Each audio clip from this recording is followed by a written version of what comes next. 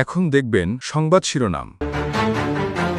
অন্তঃসত্ত্বা ও গর্ভের শিশুর জীবন রক্ষাকারী ইনজেকশন নিয়ে মরণ খেলা। আমদানি বন্ধ থাকলেও বিক্রি হচ্ছে নকল রোফাইলাক। যমুনার অনুসন্ধানে নাটের গুরু শনাক্ত। তেলের জন্য ফিলিং স্টেশনে রাতভর গ্রাহকদের লম্বা লাইন। ফার্নেলস অয়েল আমদানিতে দেরি হলে বিঘ্নিত হতে পারে বিদ্যুৎ উৎপাদন। প্রিপেড মিটারের মাসিক ভাড়া তুলে দেওয়ার ঘোষণায় খুশি সাধারণ গ্রাহকরা। ডিমান্ড চার্জ সহ অতিরিক্ত ব্যয় কমিয়ে আনার পরামর্শ বিশ্লেষকদের। সংবিধান সংস্কার পরিষদ ইস্যুতে আলোচনার জন্য মঙ্গলবার সময় নির্ধারণ করলেন স্পিকার। অধিবেশনের শেষ 2 ঘণ্টার সময় বরাদ্দ। দেশে হঠাৎই হামের প্রাদুর্ভাব। টিকাদানে শিথিলতা আর স্বাস্থ্য সহকারীদের আন্দোলনকে দুষছেন সংশ্লিষ্টরা। রোগীর চাপ সামলাতে হিমশিম অবস্থা। ইসরায়েলের শিল্প এলাকায় ইরানি হামলা, রাসায়নিক ছড়িয়ে পড়ার আশঙ্কা। পেট্রোকেমিক্যাল প্ল্যান্টে চালানো অভিযানে বিদ্যুৎ বিচ্ছিন্ন তেহরান। আসসালামু আলাইকুম। এতক্ষণ দেখছিলেন সংবাদ শিরোনাম, এখন দেখবেন বিস্তারিত। আমদানি বন্ধ, তারপরও বিক্রি হচ্ছে ফার্মেসিতে। আদতে আসল নামে সয়লাভ, নকল ইনজেকশন।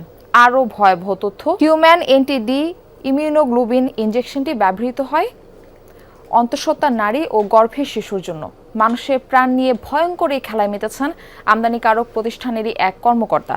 নকল ইনজেকশন বিভিন্ন হাসপাতালে সরবরাহ করা হলেও মাথা ব্যথা নেই কারো। রাজধানীর শাহবাগের মেডিকোস ফার্মেসি ক্রেতা সেজে দেখা যাক হিউম্যান অ্যান্টি-ডি ইনজেকশন কেনা যায় কিনা।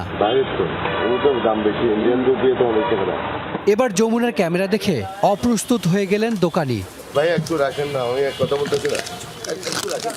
দ্রুত কেড়ে নিয়ে লুকিয়ে ফেললেন প্যাকেটটি। চেষ্টা করলেন পালিয়ে যাওয়ার। আমি নষ্ট তো আপনি তো আমি নষ্ট হবে তো। আচ্ছা না, আমি একটু কথা বলতে দেন।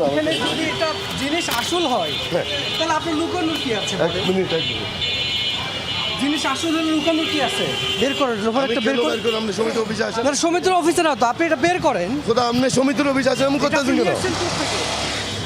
এটা কোথা থেকে নিয়ে আসছেন? আমি মিটফোর্ড থেকে আনছি ভাইয়া। কলেজ গেটের বুশরা ফার্মেসিতে প্রেসক্রিপশন দেখিয়ে জানতে চাই হিউম্যান অ্যান্টি-ডি ইনজেকশন আছে কিনা।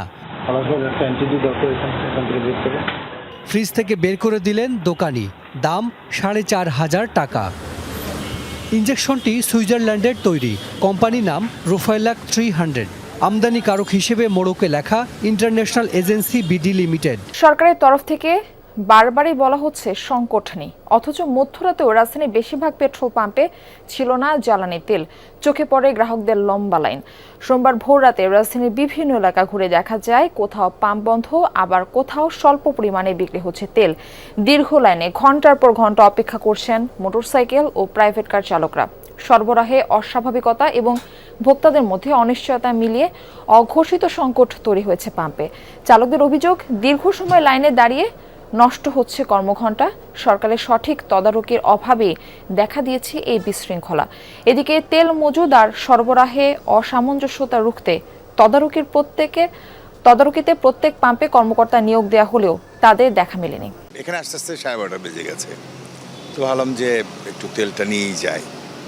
সো এখানে আসা, তো এখন তো অনেক বাজে, প্রায় 2 ঘন্টা হয়ে যাচ্ছে। মিনিমাম আপনার 50টার মতো পাম্প পাইছি, তার ভিতর থেকে আমি 2টা পাম্পে শুধু তেল পাইছি। মানে তেল দিচ্ছে, তাও অনেক সিরিয়াল, তবুও আমি কোথাও থেকে তেল নিতে পারি নাই। 10টার সময় বের হয়ে লাইনে দাঁড়াইছি, এখন বাজে 4টা বাজার 10 মিনিট আগে। বলেন এই 6 ঘন্টা বসে তেল নিলাম। জ্বালানি তেল সংকটের ধাক্কা লাগতে পারে বিদ্যুৎ উৎপাদনে। শুধু ফার্নেস অয়েল আমদানিতে দেরি হলে এবার গ্রীষ্মে লোডশেডিং হতে পারে 3000 মেগাওয়াট পর্যন্ত। এমন আশঙ্কা বেসরকারি বিদ্যুৎ কেন্দ্র মালিকদের সংগঠন বিপার সভাপতি জানালেন, ফার্নেস অয়েলের চলমান মজুদ দিয়ে এপ্রিলের 2য় সপ্তাহ পর্যন্ত ব্যাকআপ দেয়া যাবে। এরপর চাহিদা সামাল দেওয়ার কোনো প্রস্তুতি এখনও নেই। প্রিপেড মিটারের মাসিক চার্জ নিয়ে সমাধান বের করতে চায় সরকার। এরই মধ্যে ভাড়া তুলে দেওয়ার সিদ্ধান্তকে স্বাগত জানিয়েছেন গ্রাহকরা।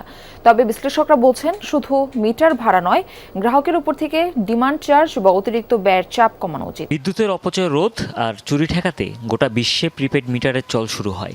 বলা হয়েছিল, গ্রাহক যতটুকু বিদ্যুৎ ব্যবহার করবে, বিল দিবে ততটুকুই।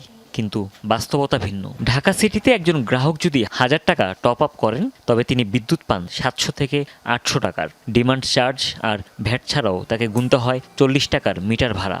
মিটারের দাম শোধ হয়ে গেলেও এই খরচ থেকে মুক্তি নেই দেশজুড়ে 50 লাখের বেশি প্রিপেইড গ্রাহকের। বিদ্যুৎ গ্রাহকদের এই বাড়তি খরচ কমানোর চেষ্টা করছে সরকার। এরই মধ্যে প্রিপেইডের মাসিক চার্জ নিয়ে সমাধান বের করার কথা জানিয়েছেন বিদ্যুৎ ও জ্বালানি বিষয়ক মন্ত্রী। শুধু মিটার ভাড়া তুলে দিলেই সাধারণ ঘরবাড়ি বা ছোট দোকানপাটে যেখানে সিঙ্গেল ফেজ মিটার ব্যবহার করা হয় সেখানে সাশ্রয় হবে 480 টাকা। আর শিল্প কারখানা বা বড় প্রতিষ্ঠানে 3 ফেজ মিটারে বাঁচবে 3000 টাকা পর্যন্ত। সংবিধান সংস্কার পরিষদের অধিবেশন ডাকা নিয়ে বিরোধী দলের নোটিশের উপর 31 মার্চ 2 ঘণ্টা আলোচনার সূচি ঠিক করেছে জাতীয় সংসদ। রোববার অধিবেশনের শুরুতে গণভোট ও জুলাই সনদ বাস্তবায়নে আলোচনার জন্য সংসদে নোটিশ দেন বিরোধী দলীয় নেতা ডাক্তার শফিকুর রহমান।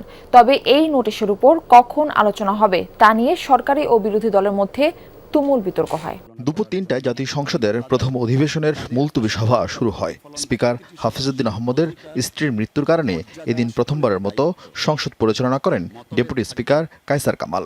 শুরুতেই প্রশ্নোত্তর পর্বে সংসদীয় এলাকার সমস্যা ও সরকারের উন্নয়ন পরিকল্পনা জানতে চান সংসদ সদস্যরা। বাংলাদেশের সর্ববৃহৎ জলপ্রপাত মাধবকুণ্ড সূচি অনুযায়ী 71 বিধিতে এরপর আলোচনা শুরু হওয়ার কথা থাকলেও বিরোধী দলীয় নেতা ডাক্তার শফিকুর রহমান জুলাই সনদ ও গণভোট বাস্তবায়ন নিয়ে আলোচনার জন্য স্পিকারের কাছে দেওয়া নোটিশ নিয়ে কথা বলার সুযোগ চান। জানিয়ে আপত্তি তোলেন সরকারদলীয় চিফ হুইপ। সংবিধান সংস্কার পরিষদের অধিবেশন আহ্বান প্রসঙ্গে এই বিষয়টি আলোচনার জন্য উত্থাপিত হলো, আপনি আলোচনার জন্য মঞ্জুর করবেন। পরে স্পিকার বিধি অনুযায়ী দিনের শেষ ভাগে এ নিয়ে আইনমন্ত্রী ও স্বরাষ্ট্রমন্ত্রীকে বক্তব্য দেওয়ার সুযোগ দেন। বিরোধী দলীয় নেতার নোটিশকে অবৈধ বলে আখ্যায়িত করেন তারা। মুলতবি প্রস্তাবের বিষয় লেখছে সাম্প্রতিক ও জরুরি জনগুরুত্বপূর্ণ একটি সুনির্দিষ্ট বিষয় সম্পর্কে আলোচনা করার জন্য এই সংসদের কাজ এখন মুলতবি করা হোক। নোটিশ তো দিতে পারবেন আপনি জরুরি গুরুত্বপূর্ণ বিষয়ে, জরুরি জনগুরুত্বপূর্ণ বিষয়ে নোটিশ দিতে গেলে তো আপনাকে অন্য বিষয়ে যেতে হবে, আর বিধি 68-এ যেতে হবে। নোটিশটাই তো বৈধ হয় নাই, আপনি বৈধভাবে আগে নোটিশ দিতে বলেন। যদি ধরে উনি রাইটলি 62-তে উনি বলছেন, তাহলে উনি শুধু ওনার প্রস্তাবটা উত্থাপন করতে পারবেন। দেশে হঠাৎ করেই বাড়ছে হাম আক্রান্ত রোগীর সংখ্যা, যাদের প্রায় সবাই শিশু। এখন পর্যন্ত হামে 8 শিশু মৃত্যু হয়েছে, যাদের মধ্যে ময়মনসিংহ বিভাগে 5 জন এবং রাজশাহী বিভাগে 3 জন। পরিস্থিতি সামাল দিতে মেডিকেল টিম গঠন করা হয়েছে। প্রস্তুতি চলছে আইসোলেশন ওয়ার্ড চালুরও। দেখা দিয়েছে দেশব্যাপী সংক্রমণ বৃদ্ধির আশঙ্কা।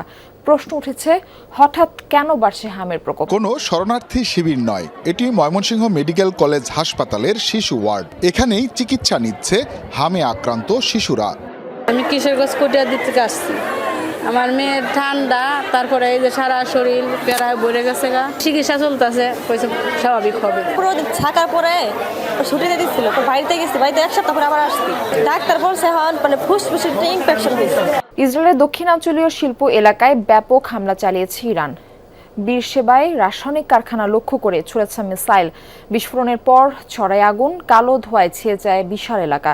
রাসায়নিক লিকেজের শঙ্কায় আশপাশের বাসিন্দাদের ঘরে থাকার নির্দেশনা দিয়েছে কর্তৃপক্ষ। হামলা হয়েছে ইসরায়েলের আরও কয়েকটি এলাকায়। মধ্যপ্রাচ্যের অন্যান্য দেশেও মিসাইল ছুড়েছে ইরান। অবশ্য সেসব ভূপাতিতের দাবি করেছে বাহরাইন, জর্ডান, কাতার, সৌদি আরব ও সংযুক্ত আরব আমিরাত। কুয়েতের একটি প্ল্যান্টে হামলায় এক ভারতীয় শ্রমিক নিহত হয়েছেন।